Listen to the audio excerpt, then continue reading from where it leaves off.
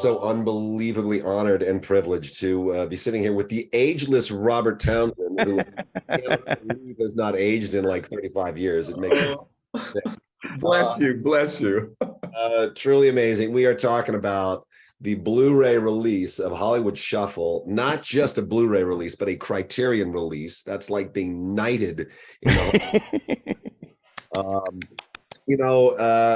Robert, before this, I was saying to you that there's a new Kevin Hart film called Die Hart, which I have to review on radio tomorrow, and it feels to me like there's a straight through line that from that movie to his movie and to the Nick Cage movie, where you gave permission not just to Black actors but to all actors to aspire to something and not take themselves so seriously, to just let the air out of the balloon. I mean, just talk about, I mean, this was such a monumental undertaking. What fueled this? Well, it's so funny. I was talking with Keenan this morning, and the film was really about our lives as young Black actors in Hollywood. And we kind of pulled back the curtain on what was really going on back then, but it was out of frustration, because we were being offered all of these stereotypical roles and put in a box. And I think we just wanted to get out of the box, and we wanted to be true and authentic to our real selves. And I think that's where it all started. So now when you say this, that, because there's a lot of young actors that come up to me, Italian that are in the mafia box, or Asian that are supposed to be a certain way, or, so there's always these stereotypes, and you're fighting against those stereotypes. When you were really, really young, you were already working as an actor. People who are really paying attention, if you watch Cooley High, if you're paying attention in that gym, young. So way back then, did you already know that you wanted to be a director no matter what? I understand that you had to do it to make that work for yourself, but even before that, way back then, had you already set your sights on being a filmmaker as well as an actor? No. To tell you the truth, here's what I would say. I knew there was something different with the movies that they were making with people of color. I would look at what they call the exploitation movies, with Fred Williamson, who is a hero, and Jim Kelly and Jim Brown, and they were doing their thing. But then there were these other movies that were being made that had a different feel, and they felt like real honest and authentic. So that was Cooley High. So after I did Cooley High and I had a small part in it, I was like, that movie's really good. It's like my life. And then there was another movie called Claudine with James Earl Jones and Diane Carroll. And then I was like, that's another one that has that real thing. I didn't know that it was directing and writing that made those movies special, and casting. And so it wasn't until years later that being a young actor, and I got cast in A Soldier's Story. It was me, it was Denzel, David Alan Grier, Howard Rollins, Adolph Caesar.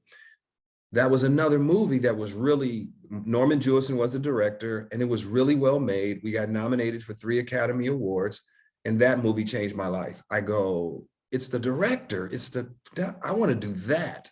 And so that's where it started, the idea, of being a filmmaker. I just remember, saying to Keenan, I go, we got to make our own movies because we're going to die doing this bullshit. And Keenan was like, Rob, we're just 2 boys from the projects.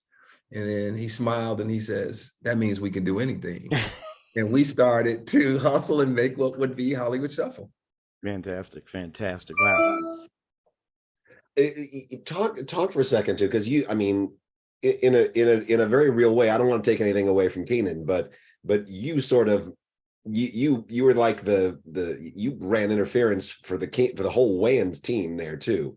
I mean, you opened all the doors for that whole enormous empire as well. You've opened so many doors. Have you really given this much thought as to what this movie really did? Because this movie it blew the floodgates wide open. It's funny because of the Criterion Collection now, and and that was really a big deal. This has been a big deal because I watched Truffaut and Hitchcock and So when I look at what Hollywood Shuffle has done and what it has meant to the culture, it does hold a special place because so many people told us back then, you can't make a movie. You're talking about, and you never directed anything, Robert Townsend. You've never did a short film, anything, and you're just going to say, I'll make a movie, you know? And I think that what you don't know, you don't know. And I think we were fearless because we said we can take that mountain. The thing about the film is that we didn't let anybody off the hook. We didn't say, you know, like it's the white man. No, we said it's these actors too that accept these roles and will commit to what is crap. So I think people have embraced the film because we have our real truth, both sides of the truth. It wasn't like one person or one thing. And I think it was embraced by all the critics and different people because they go, these young cats are telling their truth. Talk a little bit about that process way back in the day. Of course, this is a film shot on film. Today, you know, they go get the 15K iPhone, but back then, it took a lot to make a movie. Talk a little bit about process. How did you pull it together? You, Keenan, what was next? So the day it happened, I had a really bad audition, and I've talked about this before. It was like a director from England trying to tell me how to be Black. No, it's all wrong. You're a bad mofo. You get out of the Cadillac and you pimp slap her. Pep, pep, pep, pep. Your line is Shonda Kwanda Nikwa. I know you're holding out on me, ho. You know? And so he's telling me how to be Black, and I'm like, no, walk like this. He's hold your thing. I know you Black guys hold your thing, hold it. And so he's directing me and I'm doing all this crazy stuff. And I went to Keenan's house and I was like, I'm fed up, man. And Keenan had the same audition, he goes, pap, pap, pap, pap. And so I was like, so here's what happened. I had $60,000 in the bank and I said, let's make a movie. And he goes, Rob, you sure? And I was just like, yeah. So then, I had finished A Soldier Story, and I told you that changed my life because I got to play a man, not just a Black man, and just a character, and it's a well-written. I called the producer, Ron Swarry, and Jerry Mullen, who's now Steven Spielberg's producer, and Norman Jewison. And I said, hey, I'm gonna make this movie, and I wanna shoot it, and I don't have a lot of money, and I hear I need film. Can I have do you have any leftover film from Soldier Story? And Patrick and Ron and Norman says, we'll send you everything we have. And so they sent me all the leftover film and we started to make the film. I sent all the actors through an acting boot camp because I started in the theater when I was 14 years old. So I'm going through improv exercises. We're going through it. Hey, let's talk about this. Keenan and I have written the scripts and the vignettes, but we casted really great comedians that are funny. So we had, the legendary Franklin Ajayi. We had Paul Mooney. We had John Weatherspoon. We had Lisa Mindy, Dom Irera. All these guys are like improv babies. So what was on the page, they amped it up 9,000 votes. And we just started to shoot.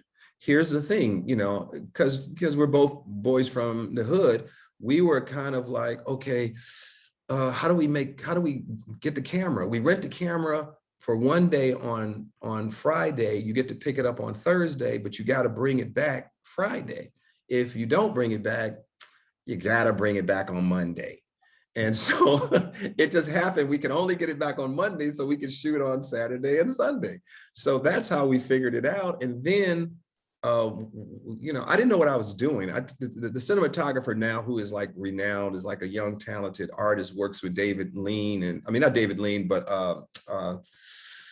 I'm going blank on his name. Peter Deming was your cinematographer, right? Peter Deming, but he's worked with everybody. He's just a genius. And so Peter was the one who, I just say to Peter, light us like they like Billy D. Williams. I had no language. So anyway, we shot it. The whole film was shot in 12 days. And it was 12 days over 2.5 years because I kept running out of money. And then, we would shoot something. We'd go to watch dailies at Photochem in Burbank in a little screening room. Me and Keenan would sit there and watch, and we go like, this is good. Yeah, man, this is working. Yeah. And then I'd run out of money. So it was each step, like I scouted my locations, with one thing in mind. If the police couldn't see us, it's a good location, because we had no money for permits. So everything was just thought out. I told everybody, when we shoot at a location outside, don't park in front of the house, park 3 blocks away. So there were all these little things that I learned, in the process, so it's just, what you don't know, you try things and you keep trying. It's the artistic process. Great addition. You got new interviews with the actors on here. You've got your audio commentary, a radio program, you talking to Elvis Mitchell, and an essay by Aisha Harris. I mean, this is everybody's got to buy this. I'm just gonna say it right now. I'm gonna plug it for you. Everybody's got to buy this. Everybody's got to have it. Everybody's got to have it. Doing that audio commentary, we know we got to let you go, but doing that audio commentary, what is it like? Wade and I do audio commentaries, but we're watching somebody else's movie. Talking about it. You're watching. What's it like doing that audio commentary and remembering all of that kind of stuff? It must be a walk down memory lane. It is a major walk down memory lane. I started because I watched it before I got into the booth to do, and then I started thinking about the locations, and I started thinking about, oh, that actor, and oh, that was a fun day. Oh, like the Black Acting School was shot in Nichols Canyon, and everybody met at my house at 5 o'clock in the morning, and we got into 2 different vans and we drove up there, and we did it. We always shot outside on Sunday morning because the world is asleep. People are at church. The cops have had a long Saturday night, so there's nobody around. And so that was always our time. So when I was looking at the film, I looked at all these little nuggets, like, for example, we shot at the Ebony Showcase Theater, which is now the Nate Holden, but that was owned by Nick Stewart, who was in the original Amos and Andy. And so there were all these like bridges, like when they talk about 6 degrees of Kevin Bacon, we were all connected 6 degrees of who was in the film. So it was just when I looked at the film and doing the commentary, just heaven, just remembering, and it seems so far away, but a lot of the themes are still, relevant today. Mm-hmm. I would even say they're more relevant today. In many ways. It's wonderful. And part of the Criterion Collection, exactly where it should be. Bravo.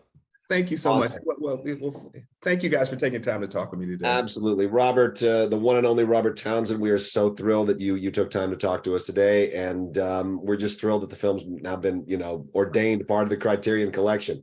It means that it's something nobody can give away, because once you own a Criterion, you don't ever give it away. From the show. So Thank you.